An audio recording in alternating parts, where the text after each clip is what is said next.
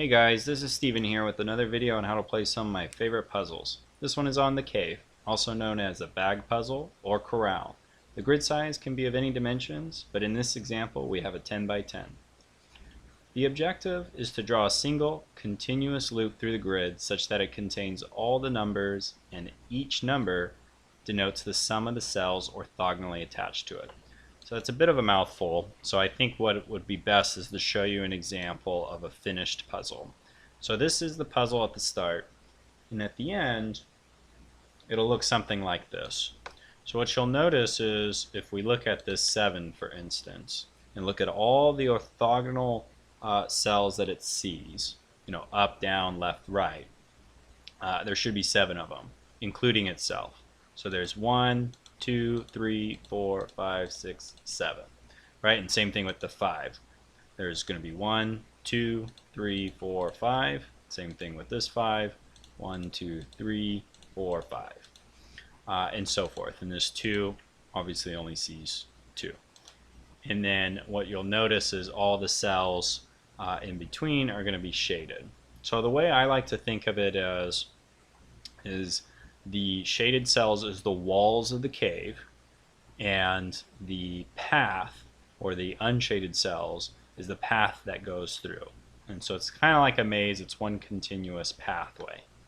So hopefully that helps. What I'm going to go ahead and do is I'm going to try to solve this puzzle and share with you some common tips and tricks that'll help you along the way. So the first thing that I do is I look at the 2's, and I see if they're connected to any other numbers. And if they are, then that's already solved. But if there's a space between them and another number, you can X that out. So for instance up here, right, we can't have this be part of the path. I'm going to donate the path with an O, because then there would be 3 cells. So we know that that's not part of the path. We can X that out. And being that it's in the corner, it's only got one way to go, which is going to be down. And then I can stop that path there. So you can see there's 2. And what I'll do is I'll highlight the numbers that I've solved, just so that we can visualize that better. And then there's another 2 here with a space. We know that that's going to be an X there. And it's going to go up or over. I don't know which cell is going to be part of the path yet, so I can kind of move on from there. But you can see that how that trick is really helpful. This 2 we can't solve yet. It could be either this one, or this one, but right now we'll leave that alone and come back to it. This 5 now only has one direction to go in. Can't go left, can't go right, can't go down, because that's at the edge of the board. So it can only go up, so that's nice and easy. We can go up.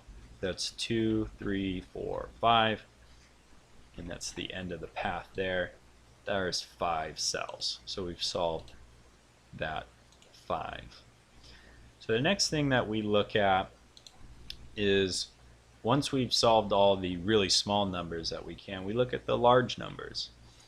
And the large numbers are going to be a little bit easier, because what we do is we look at the minimum possibility in one direction and the maximum possibility in another. And I'll explain that further in a bit. But the 17 is nice and easy because we know that there's at most 8 cells going left and right, and at most there's going to be another 9 cells going down. Well, that's 17 total, so we actually know it's going to be all of those. So we can indicate all of those cells are going to be part of the path. And then we look at the 13. Again, we know at most 8 cells left and right. So then there's 9, 10, 11, 12, 13. So we can know that all of those cells are going to be part of the path. And you can see the path can go through other numbers. All the numbers are going to be part of the path. We know that, so that's okay. So that 13 and the 17 are now solved, so I can highlight those. And we look at the 11. We know again it's 8 in one direction, so 9, 10, 11. So all that is part of the path there, and that 11 is solved. Alright, so then we can look at this 5, and we know that there's going to be 4 cells that way, can't go can't go to the right and can't go down, so it has to go over 1. That'll be the 5th cell. We can close that out now, and I'll highlight that. So you can see how solving the big numbers first is really helpful, because that took up a big chunk of the grid there. So that was very helpful. The next thing I notice actually is this 3's already been solved for us. We can see 1, 2, 3, so we can actually end the pathway there. So this 3 can't see any more cells. So that's good. And then again, let's look at this 3 here. I see. So it can't go up because it would connect with this, and that would be 1, 2, 3, 4. So it can't go up anymore. So we can X that out. So that's helpful. And then let's look at the 7. Let's see. So again, what I mean by the minimum and maximum possibilities is I try to see how far up can it go. Well, in this case, it can't connect with the 3 because that would violate the 3 rule. That would be 1, 2, 3, 4, 5. That wouldn't work. So we know the 7 can't go all the way up. It could go up here though. There's 1. Now I don't know if it's going to go there, but it could go there. And if it did, that would be 1, 2, 3. And then we know it would have to go to the left. So at most, it could go 1, 2, 3, 4, 5, 6, 7. So we know at the very least, we know that's part of the pathway. And in fact, it can't go any further because then it would connect with these two. Right? If this was part of the path, that would violate this 3 because it would go all the way through, and it would violate the 7 because that would be 9. So we know that that's actually not part of the path at all, and therefore we have to go up 1. So that's that. And this 3 now, you can see only has one direction to go. It can't go up, can't go down, can't go to the right anymore, so it has to go over 1.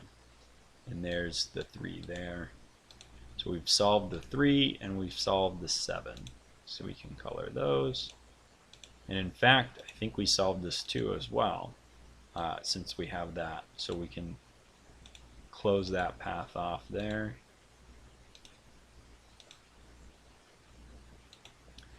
And so you can see how it's starting to unravel a bit.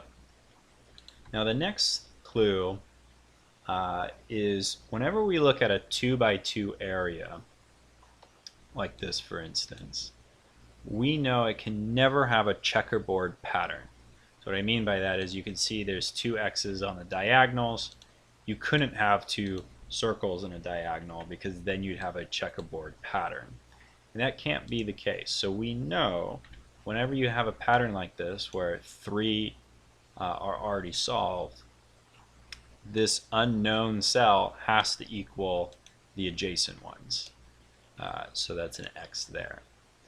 And I'm not going to go into too much depth as to why that is. But essentially what happens is it makes it so that the loop doesn't work. But just know whenever you see that checkerboard pattern, you can count on that, which is very helpful in my opinion. So another thing I noticed over here is this 2 can't go to the right, because otherwise it'd connect and make 3, so we can X that out.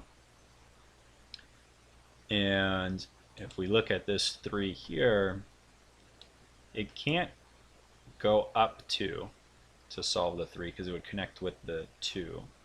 Now let's see if it can go up 1. It would have to go to the right 1, and then it would connect here, and that would make 4. So it can't go up 1 or 2. Therefore, it has to go over, and we've solved this 3 here. And in fact, we solved the 3 next to it too, because there's 1, 2, 3 right there. So we can X that out as well, which is really helpful. And in fact, well, no, never mind. I don't know. I lost my train of thought there a little bit. Oh, I know where I was going. The 2. So the 2 can't go left, can't go right, can't go down, so therefore it has to go up. Right? So we've solved that 2. Let's color that 3 in as well.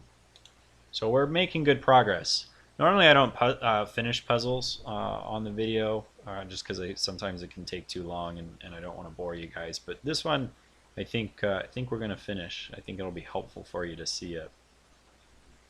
So we can see with this too, I want to bring your attention to my next tip. So the cave that has the path has to connect, right? And we notice there's this path here with this 2 on the edge.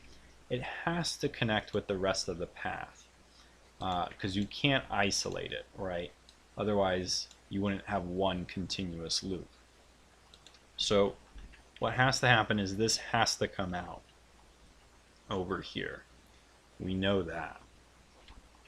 Because again, you have to have one escape route. And what that does there is then it solves this 3. So we can close that out. Perfect. Alright, we're making good progress. Now if we look at this 5 here, can't go down. It's already gone over 1 to the left, and it can go up 2 at most. And that's only 4. So it has to go over at least 1. Could go over more, but it has to go over at least 1. And what that does is that solves the 3. So the 3 solved now, which is nice. Okay. If we look at this other 5, it can't go to the left, because that would be too long. That would be 6. So it can't go to the left. It's gone over to the right already as most as it can.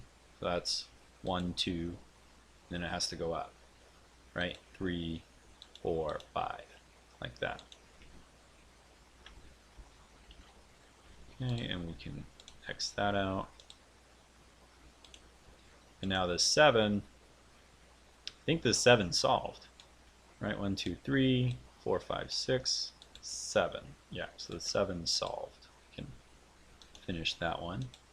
And now this brings me to my next clue. Similarly to how the cave has to have a path that always escapes and connects with its buddies, the walls are similar in that the walls all have to touch an outside area. So what you'll notice here is we have these 2 pieces of the wall that are kind of isolated, and there's no way they can touch a wall by going up or left or right. They only have one escape route, and that's coming down like this and then over, and then somehow I think it has to connect like that, and then there's the wall that it touches. So we know for sure these 2 is part of the wall, so we can put those in. That's helpful.